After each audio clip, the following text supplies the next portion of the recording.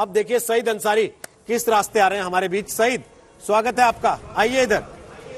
बहुत धन्यवाद रोहित, अंजना, चित्रा। देखिए हम न्यूज रूम में अंदर मौजूद है, हमारी बिल्डिंग है media India Today Mediaplex है, और यहां से हम एस्केलेटर के जरिए आपके बीच आ जाएंगे। विधानसभा की तस्वीर पूरी यहां पर प्रकट हो जाएगी। देखिए किस तरह से हम नीचे आते हैं, आंकड़े हम आपको बताएंगे बस सबसे कुछ ही देर में। इंतजार आपको करना होगा। ये जो हमारे ऊपर 000 नजर आ रहे हैं, ये बढ़ने शुरू हो जाएंगे। क्या नीतीश कुमार का वो इमोशनल कार्ड चलेगा? ये एस्केलेटर है, देखिए इस तरह से हम नीचे भी उतर आएंगे और ऑफिस से बाहर निकलकर हम अपने सहयोगी साथियों के बीच जाकर विधानसभा की अनुमानित तस्वीर जो है वो तस्वीर पूरी की पूरी बता देंगे कि 243 सीटों वाली विधानसभा में 122 का जो बहुमत का आंकड़ा है वो किसे मिलेगा, कैसे मिलेगा? क्या तेजस्वी का 10 लाख नौकरियों वाला दाव चल जाएगा? हम नीचे आ रहे हैं, यहां पर मैं आगे आ गया हूं, रुक जाता हूं। एस्केलेटर है, थोड़ा सा डर भी लग रहा है क्योंकि काफी ऊंचाई पे ये हमारा इंडिया टुडे मीडिया प्लेक्स है, हमारा ऑफिस है मेरे पीछे आप देख रहे हैं। और अब हम अंजना, चित्रा और रोहित के पास पहुंचने वाले हैं। ये देखिए मैं उतर जाऊं, थोड़ा सा उतर जाऊं, बाहर आ जाऊं मैं बस। हाँ बिल्कुल, आप आ गए, दिख रहे हैं हम लोगों को, हम लोग को दिख रहे हैं, आप आ चुके हैं। तो नहीं, लेकिन सईद जी की हमेशा आदत भी रही है कि मतलब वो सीढ़ियों पर चढ़ते ही रहते हैं, भले ही यहाँ पर एस्केलेटर उनके साथ हो, लेकिन हाँ, और सईद की एंट्री हमेशा खास होती है और इसीलिए बॉन्ड की तरह आज वो यहाँ पर पहुंचे हैं।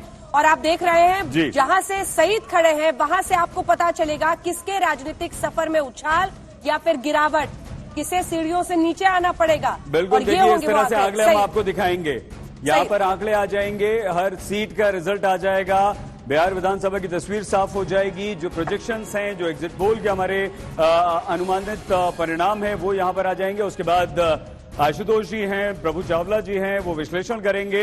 लेकिन देखना यह होगा, दिलचस्प इसलिए भी है कि क्या तेजस्वी का दांव चलेगा 10 लाख नौकरियों का, या नीतीश कुमार का इमोशनल कार्ड चलेगा? इसके अलावा जो मुद्दे हैं उनका कितना असर होता है? 122 का वो आंकड़ा कौन पार करेगा? क्योंकि बिहार में स्थिति देखिए बड़ी अजीब सी है विधानसभा की।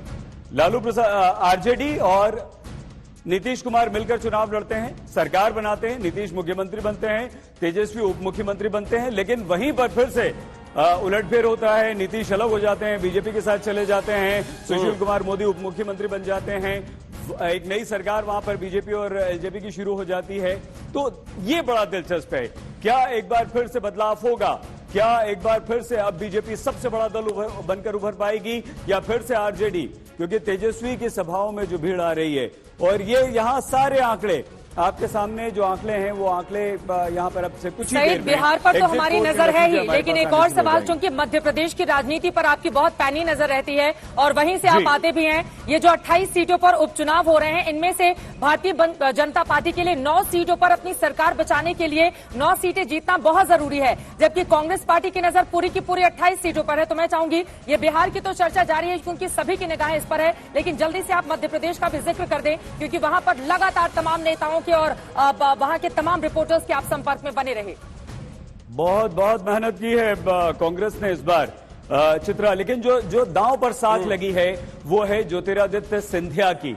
सिंधिया कांग्रेस छोड़कर कमलनाथ की सरकार को गिराकर बीजेपी में आ गए हैं और ज्यादातर सिंधिया के साथी इन 28 सीटों पर बीजेपी की तरफ से चुनाव लड़ रहे हैं। ये बड़ी दिलचस्प राजनीति है हिंदुस्तान की। बिहार में जिस तरह से हमने कहा, जो जिसके साथ जीत कर आए उसे, चलिए सईद जी वापस आते हैं आपके पास। वो पार्टी जो तीसरे नंबर की पार्टी भी उसके साथ मिलकर नीतीश ने सरकार बना ली। जैसे बिहार में गणित, देखिए सरकार बनी किसी और की और फिर बाद में बनाई और चलाई किसी और ने, और अब जनता को तय करना है कि भाई उन्होंने सही किया था या गलत किया था, और उस पर आज वोट डालना है। वैसे अपने दर्शकों को बता दें कि अब से केवल 23 मिनट के बाद, क्योंकि 6:30 बजे तक चुनाव आयोग ने मना किया है, आंकड़े हमारे पास आ चुके हैं।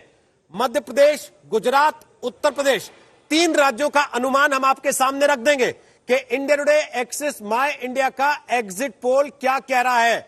मध्य प्रदेश, गुजरात, उत्तर प्रदेश, इन तीनों में क्या अनुमान रहता है, क्या आंकड़े रहते हैं सीटों के, किसके खाते में कितनी सीटें जाएंगी? 6:31 पर हम आपके सामने रख देंगे। हमारे साथ रागिनी नायक आ गई हैं, कांग्रेस पार्टी की प्रवक्ता हैं। हमारे साथ गौरव भाटिया आ गए हैं, वो बीजेपी के प्रवक्ता हैं। और हमारे साथ मृत्युंजय तिवारी आ गए हैं, वो आरजेडी के प्रवक्ता हैं। आप तीनों के पास भी आएंगे। मुझे यकीन है आपको भी देख के मजा आ रहा होगा कि श्वेता देखिए हॉट एयर बलून से आई है, सईद अंसारी उतर के आए एस्केलेटर से, और ये देखिए ये आंकड़ा आ गया अंजना 6 बजे तक का भी बिहार 6 बजे तक का 54.63% ही है वोट प्रतिशत, लेकिन ठीक ठाक ये माना जाएगा, खास तौर पर जिस तरह से अभी कोरोना के इस काल में वोटिंग हो रही है। कुल मिलाकर तस्वीर अब बिहार की ये है कि तीनों चरण के मतदान खत्म, किस्मत पेटी में बंद। अब है 10 तारीख का इंतजार, लेकिन उससे पहले आज एग्जिट पोल पर है सबकी नजर।